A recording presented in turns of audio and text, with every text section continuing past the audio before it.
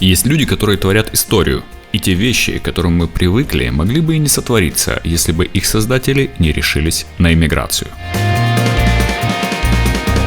Арнольд Шварценеггер. Сейчас «Терминатор» известен во всем мире не только как бодибилдер, но и актер, и даже политик. Но мало кто знает о том, какой путь проделал мистер Олимпия, прежде чем стал знаменитым. Арнольд родился в 1947 году в Австрии. Семья жила довольно бедно, а с родителями у Арнольда были напряженные отношения, в том числе из-за его желания стать богатым и знаменитым, которое не понимали его родные. Спорт в его жизни был с самого детства. Сначала это был футбол, затем с 14 лет он начал заниматься бодибилдингом и уже с 17 лет стал постоянным участником соревнований.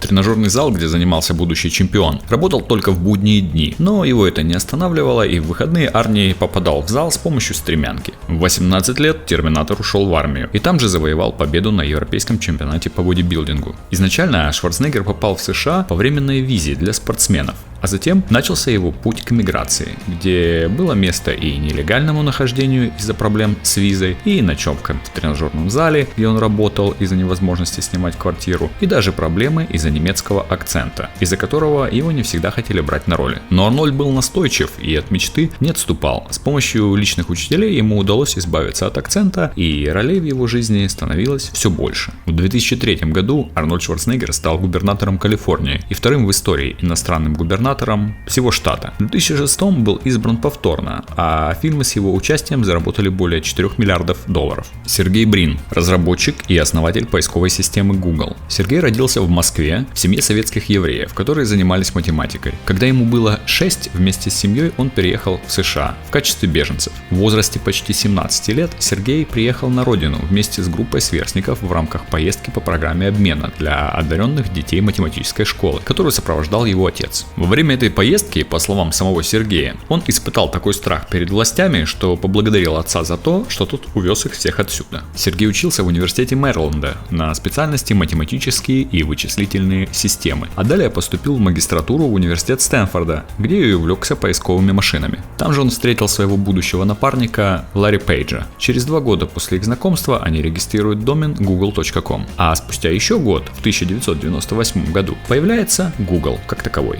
Изначально с финансированием им помогал университет, а после выпуска они без проблем смогли привлечь и инвесторов. В 2004 году Брин и Пейдж попали в список миллиардеров Forbes. Помимо основного дела, молодые люди уделяют большое внимание и вкладывают много средств в благотворительность, а также занимаются борьбой со старением. Илон Маск, генеральный директор и главный идейный вдохновитель компании Tesla, занимает 5-е место в рейтинге миллиардеров по версии журнала Forbes. Илон родился и вырос в ЮАР, в городе Притория, в семье инженера и модели. Рос замкнутым и необщительным ребенком, из-за чего в школе был изгоем. Зато он обожал читать и обладал фотографической памятью. В 10 лет в качестве подарка на день рождения получил свой первый компьютер, на котором и научился программировать, а в возрасте 12 лет уже продал свою первую программу-видеоигру за $500. Вкладывая средства в акции фармакологической компании, смог позже на вырученные средства отправиться в Канаду, несмотря на то, что родители были категорически против. До поступления в университет он жил у родственников в Кингстоне, где потом и начал свое обучение, однако через какое-то время перевелся в университет Пенсильвании, чтобы изучать бизнес и физику. В 1995 году поступил в Стэнфордский университет на PhD, однако ушел спустя пару дней, чтобы поучаствовать в проекте «Интернет-бум», на котором он представил свою компанию Zip2 Corporation. На данный момент, помимо того, что Илон Маск является основателем Tesla, он также основатель SpaceX, Solar City,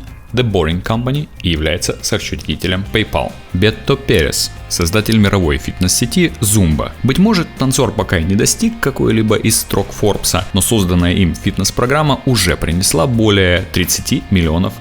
А история его иммиграции не менее вдохновляющая, чем у других. Альберто Перес, он же Бетто, родился в Колумбии, где с детства занимался танцами, в основном латиноамериканскими. Однажды, придя в зал для проведения тренировки, будущий создатель Зумбы обнаружил, что забыл диск с музыкой для фитнеса, а с собой у него была только латиноамериканская. Времени возвращаться не было, и Бетто просто провел тренировку под зажигательные латинские хиты. К его удивлению, такая тренировка прошла с куда большим успехом, чем предыдущие. Таким образом, ему пришла идея создания танцевальной фитнес-программы, известной сейчас во всем мире под названием Zumba. Смысл тренировок в том, чтобы люди, приходя на занятия, не только теряли лишний вес и укрепляли здоровье, но и веселились, как на обычной вечеринке. Собственная идея настолько понравилась Бетта, что он решил продать свои вещи и переехать в Майами, туда, где его эксперимент могли бы оценить по достоинству. Какое-то время Бетта подрабатывал в фитнес-клубах и нередко и ночевал там же, так как найти квартиру было не так просто. О нем узнал его тезка Альберто Пеллерман, который долгое время занимался созданием интернет-компаний и проектов, помогающих латиноамериканским стартапам. Но когда пузырь доткомов лопнул, он остался ни с чем. Когда Бетта показал Пеллерману свое творение, тот понял, что Перес попросту нашел волшебную пилюлю в мире фитнеса и танца. В 2010 году диджей и музыкант Питбуль лично вручил Бетта свой новый трек, чтобы тот использовал его на своих занятиях. Таким образом, музыканты поняли, что они могли бы пиариться с помощью фитнес-занятий во всем мире. Сейчас же зумба-хореографии создаются не только под хиты Питбуля, но и Шакиры, Дженнифер Лопес и других не менее известных латинских исполнителей. Ян Кум,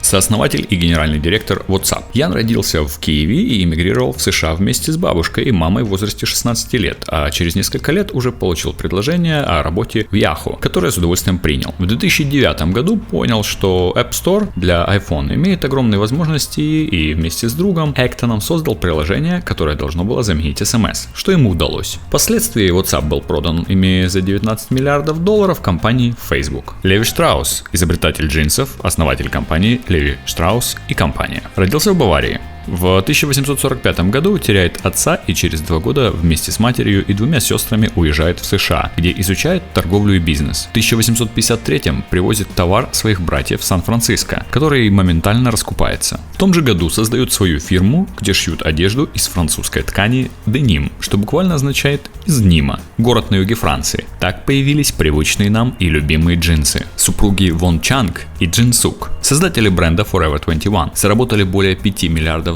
на розничной продаже недорогой одежды. Около 30 лет назад, ничего на тот момент не понимая в моде, Вон Чанг открыл небольшой магазинчик в Корее, а также создал первый сервис по доставке кофе и сока в Сеуле. В 1981 году он вместе с женой эмигрировал в США, где работал сразу на нескольких работах. На кафе, заправке, уборщиком по ночам. Работая на заправке, он однажды обнаружил, что на самых крутых и дорогих тачках приезжают в основном люди, работающие в фэшн-индустрии. Таким образом, Вон Чанг решил попробовать себя в швейном бизнесе. На накопленные деньги они с женой сняли помещение 80 метров для магазинчика в не самом удачном месте. Народу там было немного, а предыдущие 6 владельцев не вывезли свой бизнес на этом месте. Но супруги из Кореи тщательно думали о том, что нужно покупателю, и сумели создать красивые вещи по приемлемым ценам. Даже название Forever 21 – это то, чего хотят клиенты. Подростки хотят, чтобы они скорее достигли этого возраста, те, кому уже 21, хотели бы всегда оставаться в этом возрасте, а те, кто старше, хотели бы в него вернуться. В 2001 году супруги открыли магазин также и в Канаде, еще через 2 года онлайн-магазин,